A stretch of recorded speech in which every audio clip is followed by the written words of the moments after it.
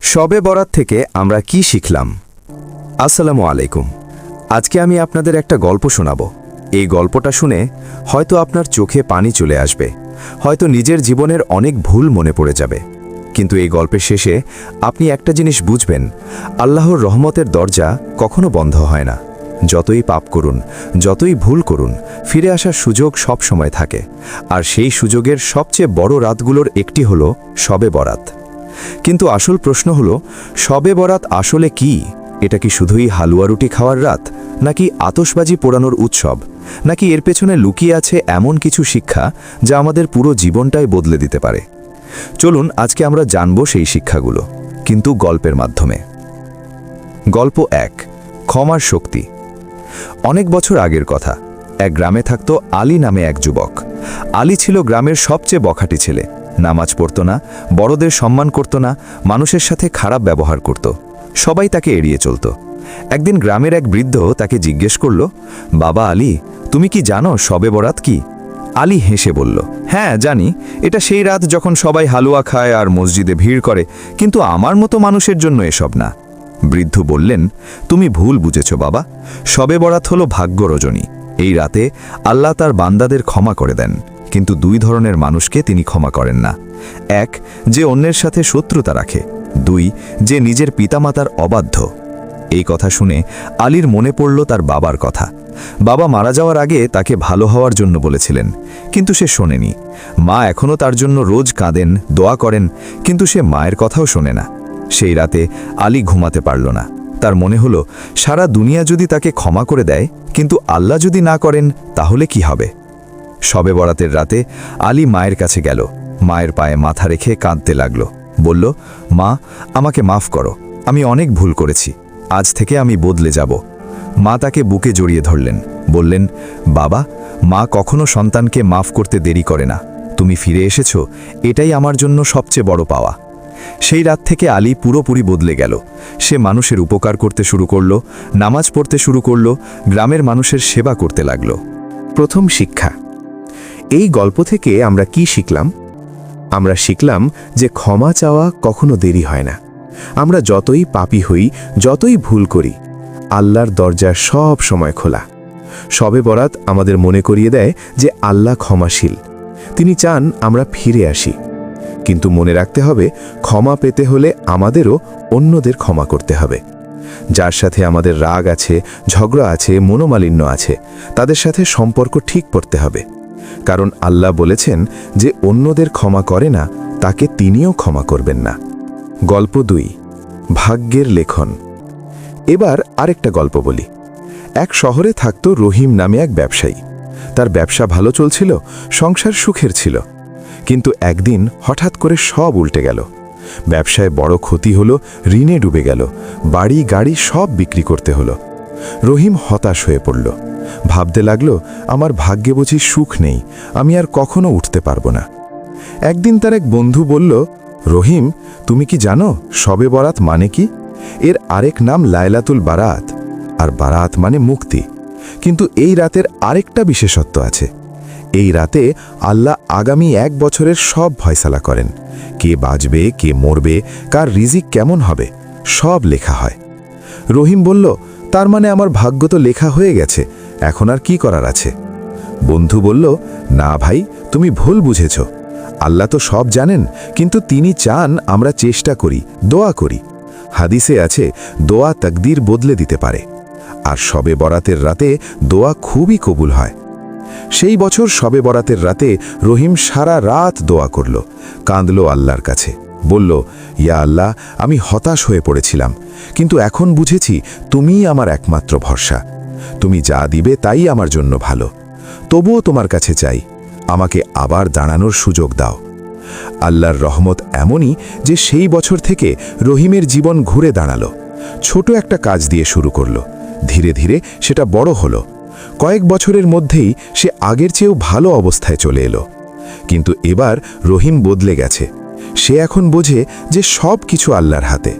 ভালো সময়েও তাকে ভুলে যাওয়া যাবে না, খারাপ সময়েও তার উপর ভরসা রাখতে হবে। দ্বিতীয় শিক্ষা। এই গল্প থেকে আমরা কি শিক্ষা পেলাম? আমরা শিখলাম যে আল্লাহর উপর ভরসা রাখতে হয়। শবে বরাতের রাতে আমাদের ভাগ্যের অনেক কিছু লেখা হয়, কিন্তু এর মানে এই না যে আমরা চুপচাপ বসে থাকব। আমাদের চেষ্টা করতে হবে, পরিশ্রম করতে হবে, আর সবচেয়ে বেশি দোয়া করতে হবে। শবে বরাত আমাদের শেখায় যে কোনো অবস্থাই চিরস্থায়ী না। খারাপ সময় যেমন যায়, ভালো সময়ও যায়। তাই ভালো সময় অহংকার করা যাবে না, খারাপ সময় হতাশ হওয়া যাবে না। সব সময় আল্লাহর সাথে সম্পর্ক রাখতে হবে। গল্প ৩, পিতামাতার হক। এবার তৃতীয় একটা গল্প বলি। এক শহরে থাকত সালমা নামে এক মেয়ে। সে পড়াশোনায় খুব ভালো ছিল, বড় হয়ে ডাক্তার হলো, ভালো চাকরি পেল, বিয়ে হলো একটা ভালো ঘরে। কিন্তু ব্যস্ততায় সে তার বুড়ো মা বাবার কথা ভুলে গেল। মাঝে মধ্যে ফোন করত, কিন্তু দেখা করতে যেত না। মা বাবা গ্রামের বাড়িতে একা থাকতেন, তাদের খোঁজও নিত না ঠিকমতো। একবার শবে বরাতের আগের দিন সালমার এক বান্ধবী বলল, সালমা, তুমি কি জানো, হাদিসে বলা আছে শবে বরাতের রাতে আল্লাহ সব বান্দাকে ক্ষমা করেন, কিন্তু পিতামাতার অবাধ্য সন্তানকে ক্ষমা করেন না। এই কথা শুনে সালমার বুকে একটা ধাক্কা লাগল। সে ভাবল, আমি তো ডাক্তার, মানুষের সেবা করি, দান খয়রাত করি, কিন্তু নিজের মা বাবার সেবা করতে পারছি না। তাহলে আমার সব নেক আমল কি বৃথা? সেই দিনই সে ছুটি নিল, গ্রামে মা বাবার কাছে গেল। গিয়ে দেখে মা শুয়ে আছেন অসুস্থ হয়ে, বাবা একা একা সব কাজ করছেন। সালমা মায়ের পাশে বসে কাঁদতে লাগল। বলল, মা, আমাকে মাফ করো, আমি তোমাদের একা ফেলে রেখেছিলাম।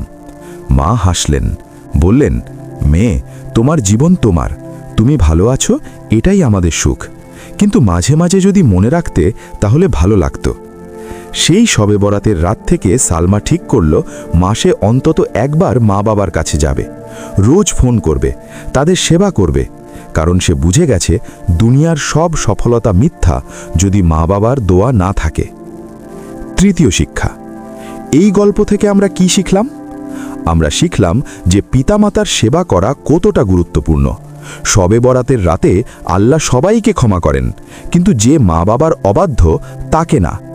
এর মানে হলো মা বাবার সন্তুষ্টি ছাড়া আল্লাহর সন্তুষ্টি পাওয়া যায় না। আমরা যতই ব্যস্ত হই, যতই বড় হই, মা বাবাকে ভুলে যাওয়া যাবে না। তাদের সেবা করা আমাদের প্রথম দায়িত্ব। তাদের দোয়া আমাদের জীবনের সবচেয়ে বড় সম্পদ। গল্প ৪, বিবাদ ত্যাগ করা। চতুর্থ গল্পটা শুনুন। 2 ভাই ছিল, করিম আর রহিম। তারা একসাথে ব্যবসা করত, একসাথে থাকত, কিন্তু একদিন সম্পত্তি নিয়ে তাদের মধ্যে ঝগড়া হলো। এতটাই ঝগড়া হলো যে তারা আলাদা হয়ে গেল। একজন আরেকজনের সাথে কথা বলা বন্ধ করে দিল। বছরের পর বছর কেটে গেল। তারা একই শহরে থাকত, কিন্তু একে অপরকে দেখলে মুখ ফিরিয়ে নিত। তাদের বাচ্চারাও চাচা মামাকে চিনত না।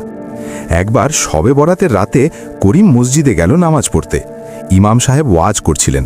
তিনি বললেন, ভাইয়েরা, শবে বরাতের রাতে আল্লাহ সবাইকে ক্ষমা করেন, কিন্তু যাদের মধ্যে বিবাদ আছে, শত্রুতা আছে, তাদেরকে তিনি ক্ষমা করেন না। তিনি বলেন, তোমরা আগে নিজেদের মধ্যে মিটমাট করো, তারপর আমার কাছে এসো। এই কথা শুনে করিমের মন খারাপ হয়ে গেল। সে ভাবল, আমি তো রোজা রাখি, নামাজ পড়ি, দান করি, কিন্তু নিজের ভাইয়ের সাথেই কথা বলি না, তাহলে আমার এসব কিসের? সেই রাতেই সে ভাইয়ের বাড়িতে গেল। দরজায় কড়া নাড়ল। রহিম দরজা খুলে দেখে ভাইকে, চমকে গেল। করিম বলল, রহিম, আমি জানি আমরা দুজনেই ভুল করেছি। আমরা সম্পত্তির লোভে নিজেদের ভাইয়ের সম্পর্ক নষ্ট করেছি, কিন্তু আজ শবে বরাতের রাত, আমি তোমার কাছে মাফ চাইতে এসেছি, আমাকে মাফ করো। রহিম কাঁদতে শুরু করল, বলল, ভাই, তুমি আগে এলে, আমি তো তোমার কাছে যাওয়ার সাহস পাচ্ছিলাম না, আমাকেও মাফ করো। 2 ভাই জড়িয়ে ধরল একে অপরকে, দুইজনেই কাঁদল। সেই রাতে তারা একসাথে দোয়া করল, একসাথে নামাজ পড়ল। তারপর থেকে তারা আবার আগের মতো হয়ে গেল। বুঝল যে সম্পত্তি আসে যায়, কিন্তু ভাইয়ের সম্পর্ক অমূল্য।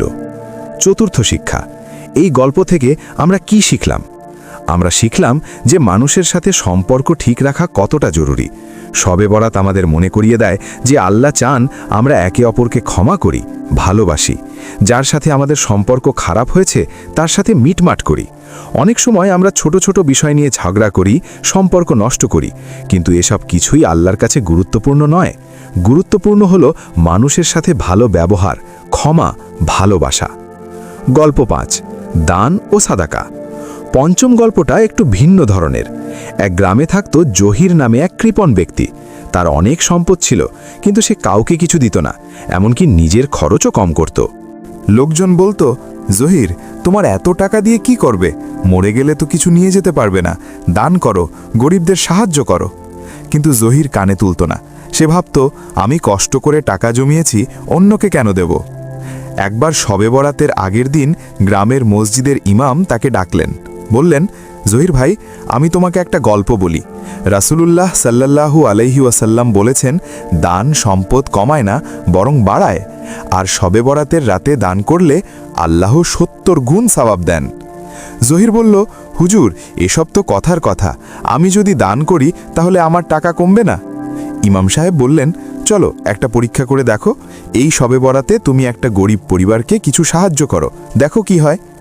জহির অনিচ্ছা সত্ত্বেও রাজি হলো। সে গ্রামের সবচেয়ে গরিব একটা পরিবারকে কিছু খাবার আর টাকা দিল। এটা তার জন্য খুব কঠিন ছিল, কিন্তু সে করল। আশ্চর্যের বিষয়, এর কিছুদিন পরেই জহিরের একটা পুরনো জনি অনেক দামে বিক্রি হয়ে গেল। এমন দাম সে কখনো ভাবিনি। সে বুঝল আল্লাহ সত্যিই ফেরত দেন। এরপর থেকে জহির নিয়মিত দান করতে শুরু করল, আর আল্লাহ তাকে আরও বেশি দিতে লাগলেন। শুধু টাকা না, মনের শান্তিও পেল। দেখল যে দান করার মধ্যে এক অন্যরকম আনন্দ আছে। পঞ্চম শিক্ষা। এই গল্প থেকে আমরা কি শিখলাম? আমরা শিখলাম যে দান করলে সম্পদ কমে না, বরং বাড়ে। শবে বরাতের রাত দান করার জন্য বিশেষ রাত। এই রাতে গরিবদের সাহায্য করা, অসহায়দের পাশে দাঁড়ানো আল্লাহর খুবই পছন্দের কাজ। কিন্তু শুধু শবে বরাতেই না, সারা বছর আমাদের দানশীল হতে হবে। কৃপণতা একটা খারাপ স্বভাব। আল্লাহ যা দিয়েছেন তার কিছু অংশ অন্যদের দেওয়া আমাদের দায়িত্ব। গল্প ৬, তওবা ও পরিবর্তন। ষষ্ঠ গল্পটা শুনুন। এক শহরে থাকত নাদিম নামে এক যুবক। সে মাদকাসক্ত ছিল। তার জীবন পুরোপুরি নষ্ট হয়ে গিয়েছিল। বাবা মা তাকে ত্যাগ করেছিল, বন্ধুরা ছেড়ে চলে গিয়েছিল। সে একা, নিঃসঙ্গ। একদিন রাস্তায় পড়েছিল অজ্ঞান হয়ে। এক ভদ্রলোক তাকে তুলে হাসপাতালে নিয়ে গেলেন, চিকিৎসা করালেন।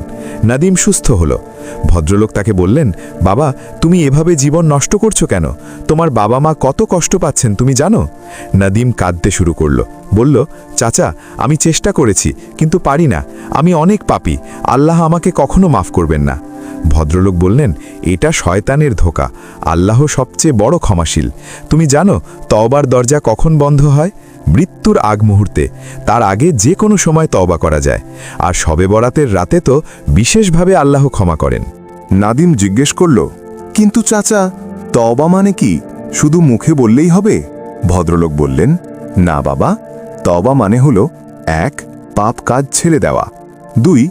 অতীতের পাপের জন্য অনুতপ্ত হওয়া, ৩. আর সেই পাপ না করার দৃঢ় সংকল্প করা, ৪. কারো হক নষ্ট করলে তা ফেরত দেওয়া। সেই শবে বরাতের রাতে নাদিম সিদ্ধান্ত নিল যে সে পুরোপুরি বদলে যাবে। সে একটা পুনর্বাসন কেন্দ্রে ভর্তি হল, চিকিৎসা নিল। কয়েক মাসের মধ্যে সে সম্পূর্ণ ঠিক হয়ে গেল। তারপর সে বাবা মায়ের কাছে গেল, পায়ে ধরে ক্ষমা চাইল। বাবা মা তাকে বুকে জড়িয়ে ধরলেন। ৩ বছর পর নাদিম এখন একটা ভালো চাকরি করছে, সংসার করছে, মানুষকে মাদক থেকে দূরে রাখার জন্য কাজ করছে। ষষ্ঠ শিক্ষা। এই গল্প থেকে আমরা কি শিখলাম? আমরা শিখলাম যে কোনো পাপই এত বড় নয় যে আল্লাহ ক্ষমা করতে পারবেন না।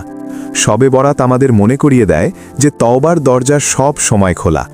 যতই পাপ করি, যতই ভুল করি, ফিরে আসার সুযোগ আছে। কিন্তু মনে রাখতে হবে, তওবা শুধু মুখের কথা নয়। তওবা মানে হলো পরিবর্তন, পাপ কাজ ছেড়ে দেওয়া, নতুন জীবন শুরু করা। আর সবচেয়ে বড় কথা, আর কখনো সেই পাপে ফিরে না যাওয়া। গল্প ৭, মৃত্যুর স্মরণ। সপ্তম গল্পটা গুরুত্বপূর্ণ। এক ধনী ব্যবসায়ী ছিল, নাম ছিল আমজাদ। তার সব কিছু ছিল, টাকা, বাড়ি, গাড়ি, সম্মান। কিন্তু সে আল্লাহকে ভুলে গিয়েছিল। দুনিয়ার মোহে এতটাই ডুবেছিল যে নামাজও পড়ত না। একদিন তার এক বন্ধু মারা গেল।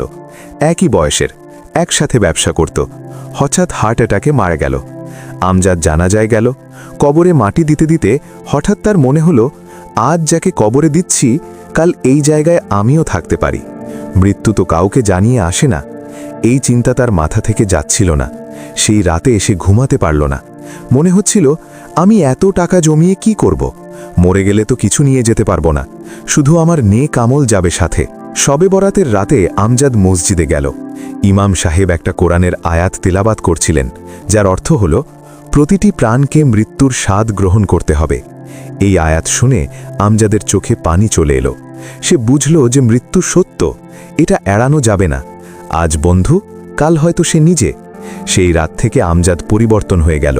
সে নিয়মিত নামাজ পড়তে শুরু করল, দান করতে লাগল, মানুষের উপকার করতে লাগল, কারণ সে বুঝে গেছে এই দুনিয়া সাময়িক, আসল জীবন হল মৃত্যুর পরে।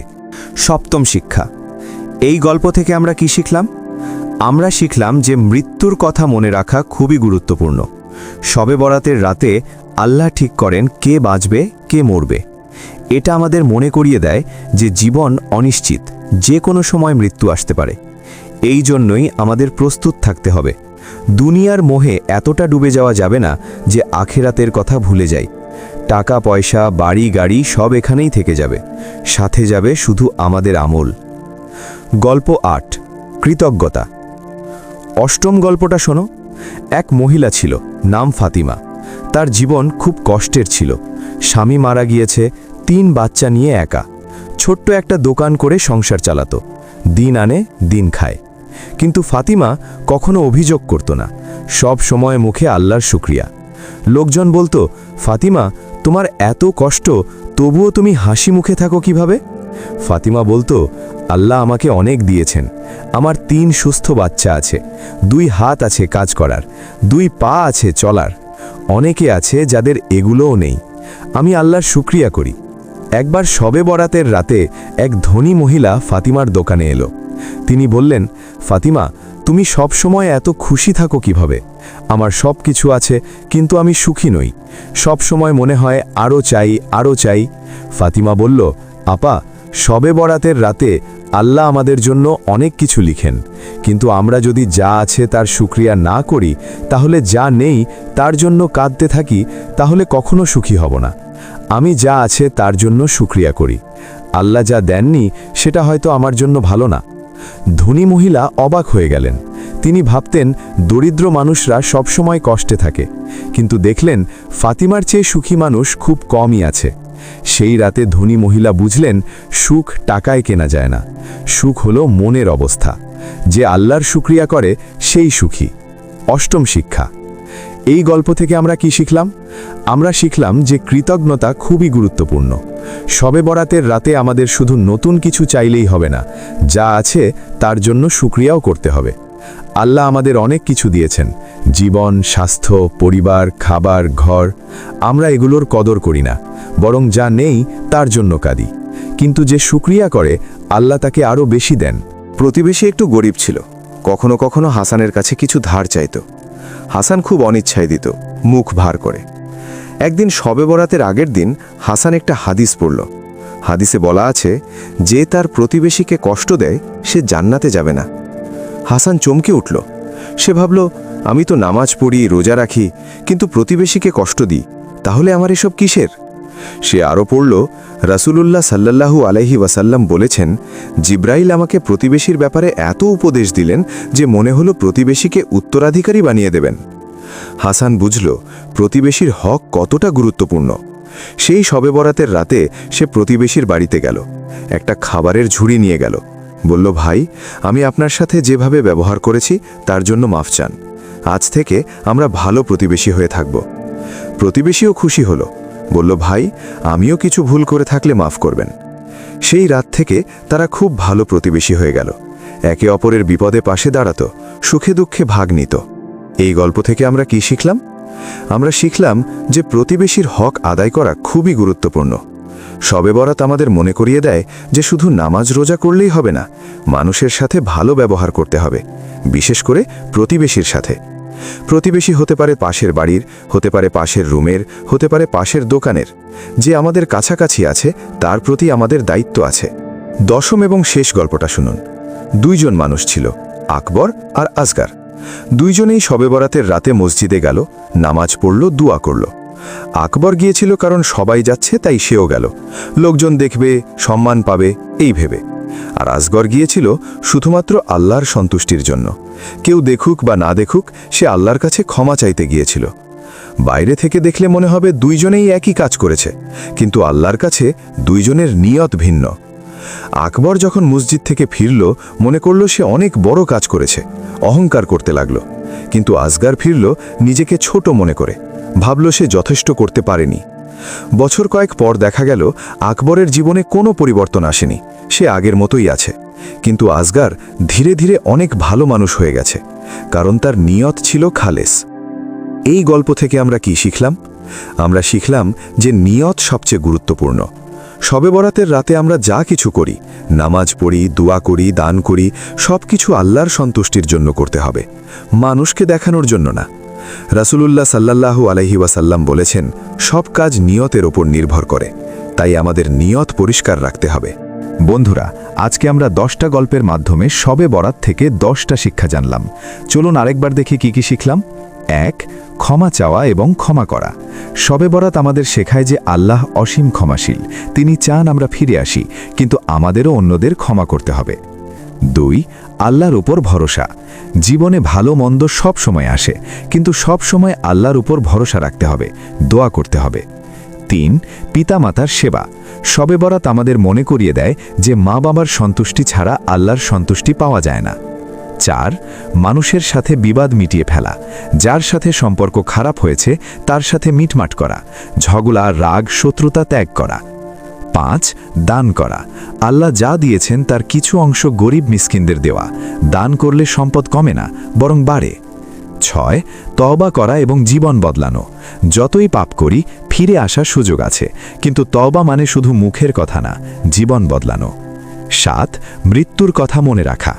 এই দুনিয়া সাময়িক, মৃত্যু সত্য, তাই দুনিয়ার মোহে ডুবে আখেরাতের কথা ভুলে যাওয়া যাবে না। 8. কৃতজ্ঞতা প্রকাশ করা। আল্লাহ আমাদের যা দিয়েছেন তার শুকরিয়া করতে হবে, যা নেই তার জন্য না কেঁদে যা আছে তা নিয়ে খুশি থাকতে হবে। 9. প্রতিবেশীর হক আদায় করা। প্রতিবেশীর সাথে ভালো ব্যবহার করা, তাদের সাহায্য করা আমাদের দায়িত্ব। 10. নিয়ত পরিষ্কার রাখা। সব কাজ আল্লাহর সন্তুষ্টির জন্য করতে হবে, মানুষকে দেখানোর জন্য না। শেষ কথা, বন্ধুরা, শবে বরাত শুধু একটা রাত না, এটা আমাদের জীবন বদলানোর একটা সুযোগ। এই রাতে আল্লাহ আমাদের প্রতি বিশেষ নজর দেন, আমাদের দোয়া শোনেন, ক্ষমা করেন। কিন্তু মনে রাখবেন, শুধু শবে বরাতের রাতে ইবাদত করলেই হবে না, এর শিক্ষাগুলো আমাদের সারা বছর মনে রাখতে হবে, জীবনে প্রয়োগ করতে হবে। শবে বরাতের মূল শিক্ষা হলো আল্লাহর কাছে ফিরে আসা, নিজেকে বদলানো, ভালো মানুষ হওয়া, মানুষের উপকার করা। আমরা যদি এই শিক্ষাগুলো মনে রাখি, জীবনে প্রয়োগ করি, তাহলে শবে বরাত আমাদের জন্য সত্যিকারের বরকতের রাত হবে। আল্লাহ আমাদের সবাইকে শবে বরাতের শিক্ষা বুঝার এবং জীবনে প্রয়োগ করার তৌফিক দিন। আমাদের সবার গুনাহ মাফ করে দিন, আমাদের সবাইকে ভালো মানুষ হওয়ার সুযোগ দিন। আমিন। আসসালামু আলাইকুম ওয়া রাহমাতুল্লাহি ওয়া বারাকাতুহু।